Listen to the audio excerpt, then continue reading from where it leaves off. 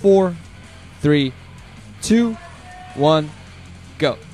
Hey guys, Ranchin here, bringing you all another structured commentary. This is, of course, going to be the second set, in the round of 16 of the Nate MSL. We have Hwasin up against Guemchi, duking each other. Duking each other? Is that possible? Duking it out against each other. On Fighting Spirit, we're going to have Guemchi at the upper left-hand position at the 11 o'clock as the yellow protoss. That means we have Hwasin here at the upper right at the 1 o'clock as the magenta terran. I'm just going to use magenta whenever I see this color. It's probably purple, but I'm just going to say magenta because I'm silly that way. This is going to be on Fighting Spirit, so 4-player map. Big old thing here. The only map used in every single league at the moment. This map is in the OSL, it is in the MSL, it's also in the Pro League. Overall, really the 4-player map right now, and I find that it's fairly balanced overall, so I really like it.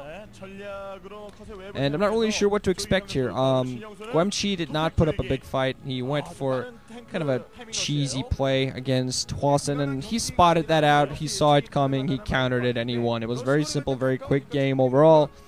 And if that's the way he needs to play to win against the Terran player of Hwasin's Caribou, who's not even S-class, particularly against Protoss, I'm not really overall too confident. And there was a little bit of a pause there. That's interesting.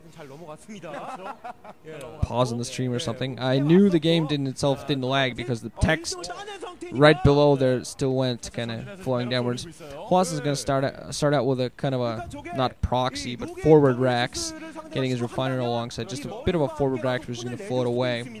Probably going to scout with SCV as soon as that Rax is up and going. On the opposite side, Guemchi has already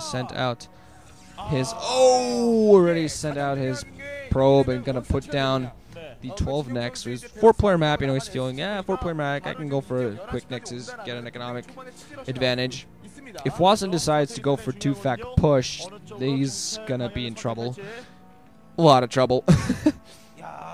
He's going to put down his gateway right now, but he's just not going to have the forces, which is going to be very important what Hwasin goes for. Of course, if Hwasin goes for 1-fac into expansion, he's going to be in trouble. He's going to be economically behind. He's going to, you know, he's a game ahead, so he shouldn't be altogether overall too scared of that. But if he's going to go for a push of any kind, he's going to be safe. He's going to putting down 1-fac. I didn't quite see the situation. Okay. 1 SCV mining the S, so it is going to indeed go for an expansion. Builds, okay, 2 Marines. 1 Marine out there for now, 2nd Marine. He's also, the forward rack is actually not going to float away right yet, maybe later, but it already acts as a partial block near the bridge, so kind of easier to make sure the scout doesn't come by. He's going to have a 2nd Marine coming out with enough time to prevent that probe to go another run by. He's meanwhile moving forward with his Marine, so he is going to get a scout on that base. Probe going to try to come by. Marine's going to shoot it to bits. Oh, I think he could have gotten it by if he'd wanted to, but he didn't. Meanwhile, Marine going to come there, going to spot the Nexus, going to know what's going to happen. So we're going to see how he's going to react to this. He's going to try to go for the expand. He's not adding in gas. Mining. Oh! He's pulling SCV. Is he? Oh my god, he's pulling SCVs off the line. What? What is he doing? What is he doing? Oh man, he's going to go for something funky. He's pulling SCVs off the line. What was that? 4 or 5 SCVs off the line. Moving all of his Marines out. He is going to, yeah, he's going to go to try to take this. Often enough when turn players to go this, they pull a lot more SCVs off the line, but he's actually not pulling that many off the line that if he does manage to take this next out, he's actually not going to kill his economy alongside.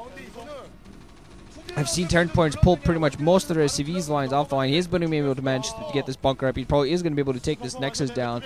Dragoons are going to be on the way, so I'm not quite sure whether he is going to manage that. He is going to have SCVs in as well to help repair. He's going to have 4 Marines. They're all going to fire at the Nexus, so the Nexus might go down. Cybernetic getting range right now, and until he gets range on... yeah, he's even attacking the Nexus with SCVs. Until he gets range on that, it's not...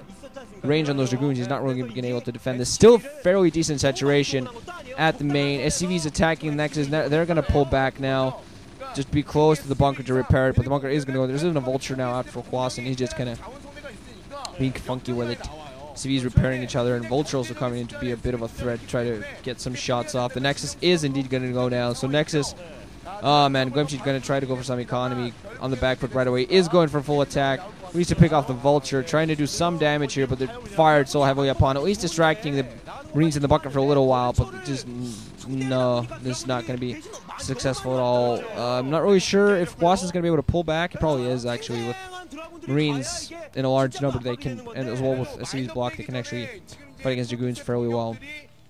He's definitely going to be forced to pull back as soon as range hits, but I really like this. I thought he was going to pull more, but he actually pulled 2 SCVs. You maybe thought of pulling more.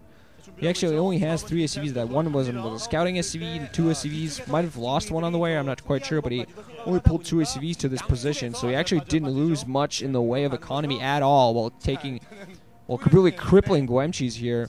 Guemchi went for that early next and lost it pretty bad. Still waiting on that range. He's already surrounded the bunker, so there is not going to be any escape.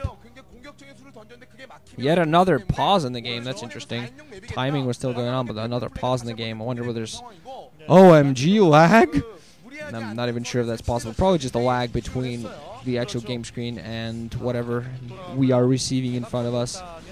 Something along those lines. Maybe even just lag on the TV. That's also quite possible. Finally, range on those Dragoons. The SCVs are going to repair as long as possible. That's really in vain. Marines are going to try to run out, try to do as much damage as they can. But with all those Dragoons, they're not really going to be able to put up too much. Right there are mines. Ooh, he almost managed to drag some of those forces into the mines. Mines planted by the Vulture very close to that natural expansion. Wondering, oh no, he actually managed to avoid those by going down south. But Guemchi is going to reestablish that base, but he's already heavily behind. And the SCV